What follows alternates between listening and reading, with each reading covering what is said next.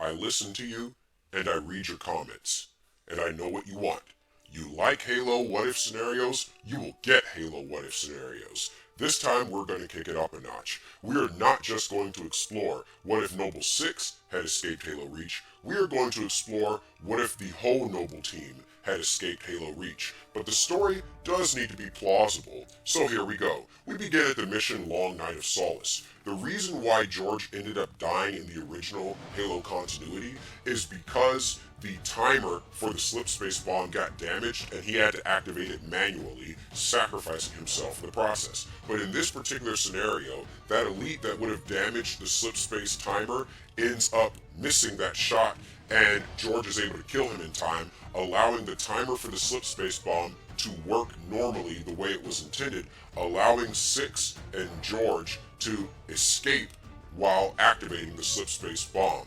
They both crash land on New Alexandria, and they are able to begin the mission Exodus. They rescue as many civilians as possible, and because there are two Spartans here, one of which is a Spartan 2 who specializes in heavy artillery and demolitions, they're able to rescue a lot more civilians, kill a lot more Covenant, and no civilian ships end up getting shot down in the process. The evacuation is a complete success. Then they radio for the rest of Noble Team, and they regroup at New Alexandria. Now, the mission New Alexandria, while they are able to rescue more civilians, they're able to finish the mission faster. The problem is they're not going to be able to do anything against several Covenant ships glassing the city. So the city does still get glassed. There are just fewer civilian casualties along the way. They regroup and they communicate with Colonel Holland, and this time Noble 6 is at full strength. There are no sad scenes with dog tags, nobody talking about honoring George in their own way, and there are no sad discussions to be had.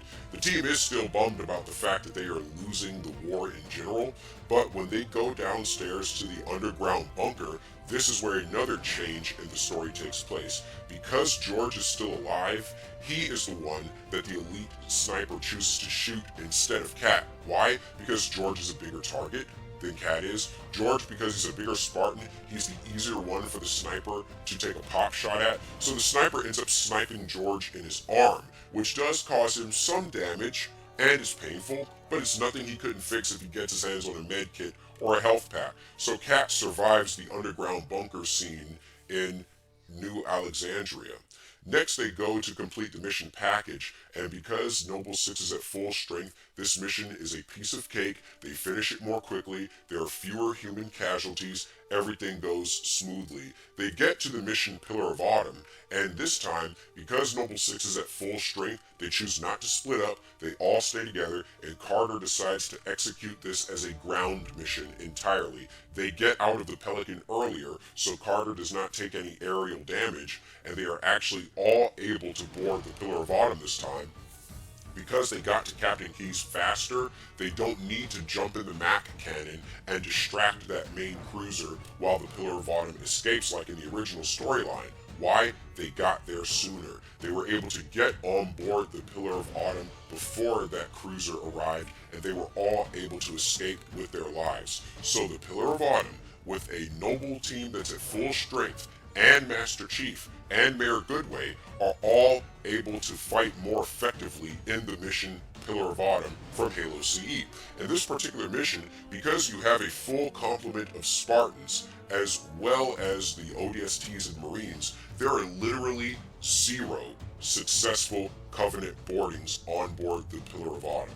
Every Covenant that tries to board the Pillar of Autumn dies horribly by one of the Spartans, because the Spartans are all able to split up, and each of them takes a different sector of the ship, a different team of ODSTs, and they're able to very effectively resist Covenant boardings, which allows the Pillar of Autumn to mainly stay intact. And because the Pillar of Autumn is not boarded successfully, the Mac cannons do not get taken offline.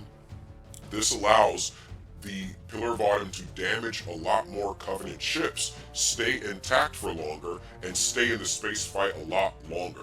This allows the Pillar of Autumn to not be evacuated.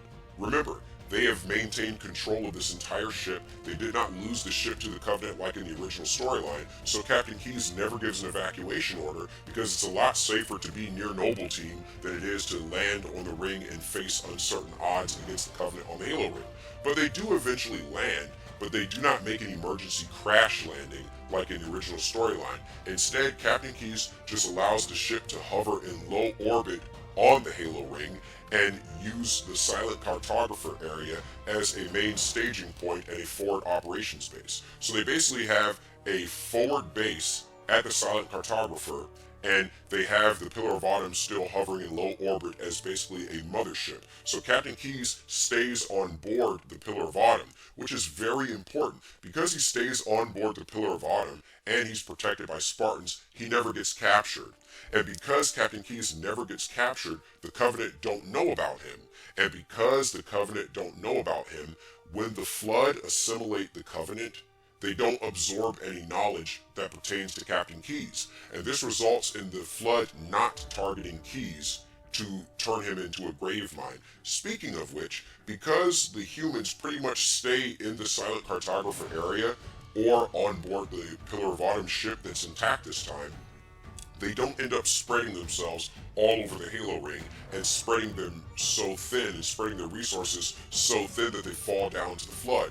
Instead, because the humans pretty much stay in one place and fortify their base in that area, that causes most, if not all, of the aggro from the Flood to be focused on the Covenant. So the humans do end up having to pick off some Covenant here and there, but mainly the Covenant are distracted fighting the Flood. The Flood and the Covenant basically thin each other's numbers, and the humans basically come in and play janitor and just sweep up whatever is weakened. Also, the humans open up a line of communication with Guilty Spark and the Sentinels, allowing the humans and the Sentinels to form a team that basically is able to fight against the Flood and the Covenant. This team is so effective that the humans and the Sentinels working together are able to completely sanitize the ring.